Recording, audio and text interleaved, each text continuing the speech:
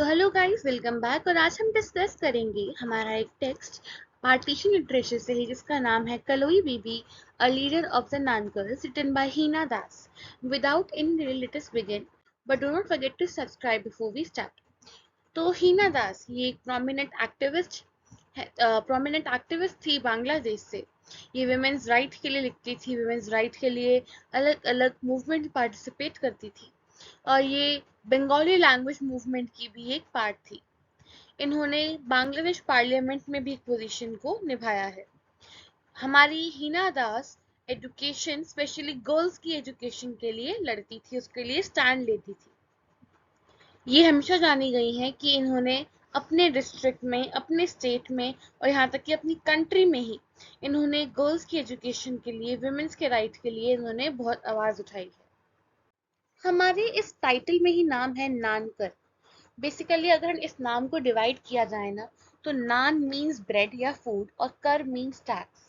तो पीजेंट्स को जो टैक्स देना पड़ता था खाना खाने के लिए, पैसे नहीं मिलते थे उनको खाने के लिए, that was known as Nankar. पूरी आपको हिस्ट्री से लेके पूरा कंटेक्स्ट बताऊंगी। Now let us begin with the historical context itself. तो नानकर पीजेंट जो मूवमेंट था, नानकर मूवमेंट, ये क्यों शुरुआत हुई, क्या था ये? तो बेसिकली 1940s में सिलहट रीजन था ईस्ट पाकिस्तान का, जहां पर नानकर्स वर वर्किंग रेकलेसली, यानी कि जो जमींदार थे ना, वो पीजेंट से बहुत बेरहमी से काम करवाते थे, और उनको उसके बजाय, पूरा दिन काम करने के बजाय, पैसे ना देके सिर्फ खाने के लिए थोड़ा बहुत खाना देते थे। बेसिकली ये सिलहट और कच्छ रीजन्स हैं, इनको आपको नाम याद रखना है कि ये कहाँ पे इस बात की शुरुआत हुई थी। तो एक तरह की बॉन्डेड लेबर थी, एक तरह की बंधुआ मजदूरी थी ये, जहाँ पे जो पीजेंट्स थे बिना पैसे के काम करते थे। तो आगे बढ़ते हैं अब हम अपने नेक्स्ट पॉइंट की तरफ। It is living conditions of Nankars. जो ये नानकर्स थे, जो पीजेंट्स थे, जमींदार के अंदर काम कर रहे थे, इनको बहुत छोटी जमीन दी गई थी रहने के लिए, और यहीं पे पूरा दिन बहुत बुरी तरीके से काम करवाने के बाद इनको ये छोटे छोटे प्लॉट्स में फेंक दिया जाता था कि यहीं पे रहो और यहीं पे जो करना है करो। इन लोगों की लाइफ में सिर्फ और सिर्फ पॉवर्टी, हंगर और वायलेंस ने अपनी जगह बना ली थी। Moving forward to the next point, we have role of women in the revolt. अब इन्हीं के बीच में हमारी एक विमेन थी, कलोई बीबी, जहाँ पे हमारी जो विमेन्स थी, जो पीजेंट विमेन थी, जो abuse, physical abuse, mental abuse, torture सह रही थी, उन्हीं के बीच में से एक ऐसी विमेन थी जिसने ये चूज किया कि वो ऊपर आके लड़ेगी और इन नानकर मूवमेंट को खत्म, ये नानकर जो सिस्टम है इसको खत्म करेगी बाय द नानकर मूवमेंट।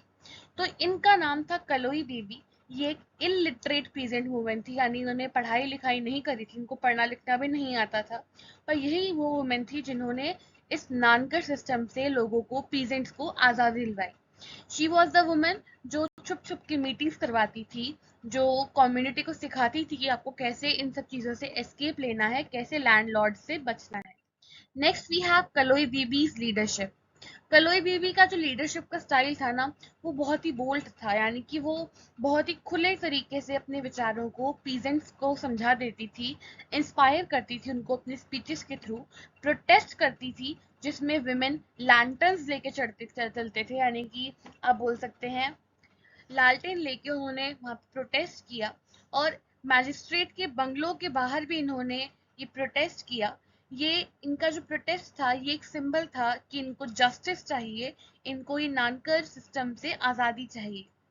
कलोई बीबी की लीडरशिप इतनी ब्रेव थी, इतनी ज्यादा स्ट्रॉन्ग थी कि वो पुलिस रिप्रेशन से भी नहीं डरे, और वो जो जमींदार थे उनसे भी पीछे हटकर नहीं रहे। Next we have organised peasant resistance. Kaloi Bibi ने पीजेंट्स को समझा दिया था कि अगर आपको बच के निकलना है तो आपको रेजिस्टेंस मूवमेंट का सहारा लेना पड़ेगा। Basically resistance here means to not obey what zamindars are saying. तो basically they stopped obeying the zamindars order. उन्होंने उनके ऑर्डर्स मानने मना कर दिए और ये भी बोल दिया कि हम बिना पैसों के काम नहीं करेंगे। सबने ये काम एकता से किया और इसीलिए इस यूनिटी से नानकर्स अपनी एक्सप्लॉइटेशन को एंड कर पाए और उन्होंने जमीनों का भी, अपनी हक की जमीन का भी डिमांड करना स्टार्ट कर दिया। Next we have violent repression by authorities. अब क्योंकि जो पीजेंट्स थे वो रिवोल्ट कर रहे थे, इसीलिए जमींदार भी शांत बैठने वालों में से नहीं थे। इसीलिए रिप्रेशन हुआ जमींदार की साइड से भी। उन्होंने भी पलट के जवाब देने का सोचा। तो उन्होंने लोकल अथॉरिटीज, पुलिस, जो भी पॉलिटिकल अथॉरिटीज थी वहां की, उनकी मदद ली और पीजेंट्स को मारना, अरेस्ट करना और यहाँ तक कि सिर्फ उनको पीट के छोड़ देना ये भी शुरू कर दिया। इतना सब कुछ होने के बाद भी जो पीजेंट्स थे वो यूनाइटेड रहे और अपने मूवमेंट को आगे बढ़ाने में कलोई बीबी की हेल्प ली, ताकि वो इस नानकर सिस्टम से आजादी पा पाए। Next is symbolic protest. जैसा कि मैंने पहले बताया कि सबसे ज्यादा इनका जो इफेक्टिव प्रोटेस्ट था वो तब था जब नानकर वुमेन ने ये अपने लैंटर्न्स लेके मैजिस्ट्रेट के बंगलों के सामने दिन के दौरान ही मार्च किया था, दिन के दौरान प्रोटेस्ट किया था। ये दिखाता है कि उन्होंने कितना स्ट्रगल किया है अपने जस्टिस के लिए और अपने जो कॉज है उस पर अटेंशन लाने के लिए भी उन्होंने बहुत स्ट्रगल किया है। Next is solidarity across communities. क्योंकि ये सोचा जाता है कि पार्टीशन हो गया तो हिंदू और मुस्लिम्स अलग होंगे, आपस में लड़ रहे होंगे, पर नानकर मूवमेंट में ऐसा नहीं हुआ था। क्योंकि ये मूवमेंट एक यूनिटी को रिप्रेजेंट करता है, इसीलिए जितने भी हिंदू मुस्लिम पीजेंट्स थे इन्होंने आपस में कोई किसी भी तरीके का कॉन्फ्लिक्ट नहीं आने दिया और इन लैंडलॉर्ड्स के खिलाफ इन्होंने साथ में मिलकर रिप्रेशन किया। इससे दिखता है कि इन सबका एक ही गोल था कि वो अपने जमींदारी सिस्टम, जो सॉरी नानकर सिस्टम है, इससे फ्री हो पाए और यही सिस्टम से इन्होंने साथ मिलके आजादी पाई। Next is influence of communist ideology. अब यही की जो कम्युनिस्ट पार्टी थी ना, इसी रीजन सेलेट रीजन की जो कम्युनिस्ट पार्टी थी, उन्होंने सपोर्ट किया पीजेंट्स का और उन्होंने उनको आइडियोलॉजिकल गाइडेंस दी। उन्होंने बताया कि आपको कैसे रिवोल्ट करना है, आपको क्या अपना प्लान बना के चलना है, क्या आपका फ्रेमवर्क होना चाहिए। और इसी गाइडेंस की वजह से ये मूवमेंट एक इफेक्टिव मूवमेंट में बदल पाया। The last slide here says legacy and impact. इससे हमें दिखता है कि साउथ एशिया में होते हुए जितने भी ऑपरेशन थे उनको पीजेंट्स ने मिलके उनसे बाहर आने की स्ट्रगल करा उन्होंने।